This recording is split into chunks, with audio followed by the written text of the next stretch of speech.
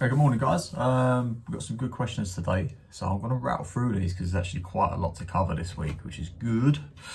So Kiai, its purpose, how does it differ to normal breathing, and the correct sound for it. Okay, so Kiai's purpose. Firstly, we need to establish, was Kiai always a part of Okinawan karate? Now, in my opinion, probably not. Probably it came from mainland kind of not interference, but you know what I mean, mainland involvement with karate. As soon as it started getting this transfer between mainland Japan and Okinawa, well, now you started getting more influence from the Koryu Japanese schools and even arts like Kendo and stuff like that, where the Kiai was really prevalent. I do believe that had almost like a reverse effect upon Okinawan karate and then started to implement some of these ideas within their own art. Now, you don't really see too much of it within the Chinese arts. You know, within the Southern Mantis, I don't think I ever came across Kiai. Five Ancestors, I can't remember ever coming across Kiai. There are certain arts like Hungar, which have specific vocalizations. Again, not Kiai as such, but certain movements will be attributed a specific sound. Ha, hen, all these different vocalizations which are actually to do with what's going on inside internally. So how to lock certain body parts, how to vibrate certain organs. So it led more in toward more towards health aspects rather than martial aspects. Whether that had any intrusion into karate, again, I don't know.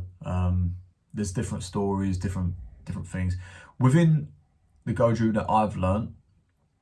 From KO, he was the only one who ever spoke about specific vocalizations within kata. There are some different sounds that you would make specifically within kurunfa, where certain postures are attributed a specific type of Kiai. Other than that, the Kiai that I was taught always had the vocalization of the sound 8. 8! That way, so it always ends in that, which is in effect sealing the breath, same as you would with your sanchin. So it's just a vocalization of your sanchin breath. Yes. Can I watch Dumb Tomato? Yeah, go. So I'm getting harassed all morning by my kids. Trying to get 5 minutes to do anything is impossible in this house. So where the hell was I now? So difference to breathing. You know, your breathing should be more relaxed. If we're talking about martial arts now, as opposed like with regard to the actual practical application, with regards to the actual act of fighting, your breathing should be natural. The more you try and force it into a particular paradigm, the more restrictive that's going to become, and then the harder time you're going to have of it. As soon as we start restricting breathing or we make it overly complicated, well, that starts to make us anxious, starts to make us nervous. Even if it's not something you're feeling here, it's something that your body will start feeling and start reacting to that stress that you're imposing upon it. Fighting stressful enough, your breathing is going to become shallow, it's going to become rapid, your heart rate is going to be elevated. So we need to look more towards bringing that all under control. So rather than thinking about any vocalizations or anything, what really you need to think about is quality of breathing. Now, when I'm working with the MMA athletes, we do a lot around actually undoing a lot of restrictions in the body. You see, Goju and MMA have a lot in common with regard to some of the negative effects that it can have upon posture and breathing patterns, in that everything starts to fall forward. As a result, we start to compress the whole thoracic area, starts to restrict the movement of the lungs a little bit. Now, if we add iron body methods to that, if we add Hojorundo methods to that, we now start to actually close up the ribs as well. So the connective tissue becomes quite rigid in between the ribs. Consequently, we lose a lot of movement within our diaphragm. We lose a lot of movement in our rib cage. So now our breathing actually becomes quite compressed. Now, this is further exacerbated in Goju because as you're breathing, we're obviously taught to breathe from the tanden, or to breathe abdominally. Now, what we now start doing, especially in the sanchin, is locking off this top area, forcing all that breath down into the abdomen. So now this upper portion is now no longer being used almost. We're shutting it off. And the further you get into your training, the more intense you train, or the more years into it, you put, this actually starts to become the way you breathe. So your Sanchin breathing becomes the way you breathe. In effect, we now start losing all this capacity further up the chain. So that's something to be aware of, and to make sure that you are doing actions to undo some of the potential damage that you might be doing through your martial practice, okay? So there are certain exercises. If you look up like breath resets, specifically some of the work by Mike Robertson, some of the work by Kabuki Strength, these are the guys that have influenced me and have taught me some of their methods. So I use that a lot with my fighting athletes. And again, it just allows, especially the upper spine, to actually start moving again, and the whole body is allowed to breathe. So, that's important, especially with regard to performance and conditioning. Vocalization. So when you're hitting that, look, make it natural. Again, don't overthink it too much. Don't get too rigid and structured with it.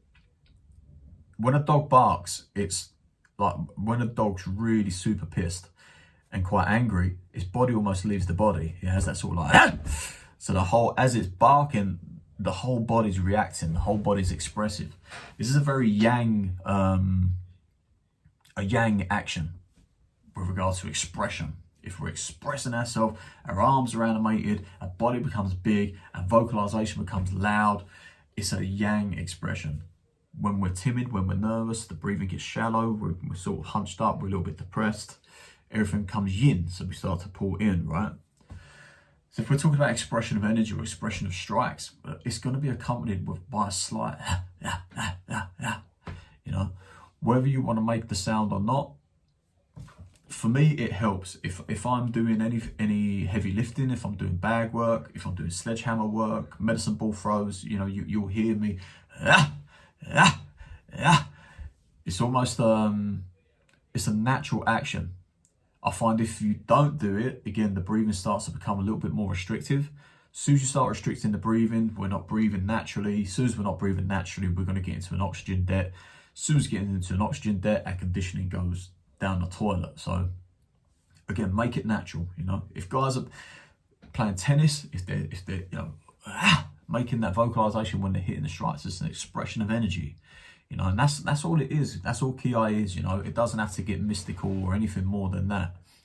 If we're talking about self-protection, well, now we can add verbal commands to it. So one of the things in my days back when I was in the police, you would vocalize instructions while you were doing stuff. So while you were striking, and there'd be a shout of get back or stay away or whatever. Half the time you're vocalizing this stuff for the sake of cameras and onlookers. So you're justifying your self-defense, if that makes sense.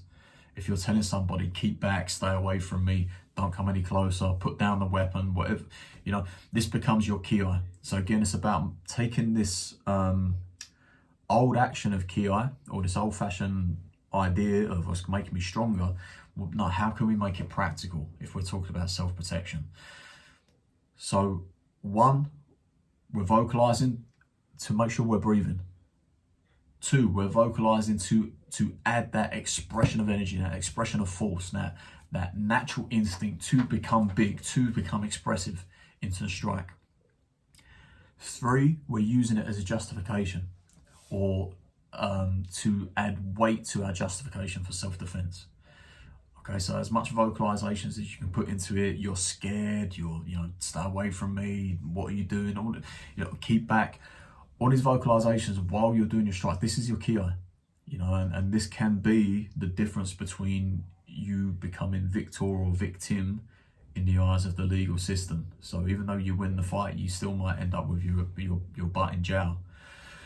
So again, this becomes a very important consideration. So if you're breathing, you're talking, you're vocalizing,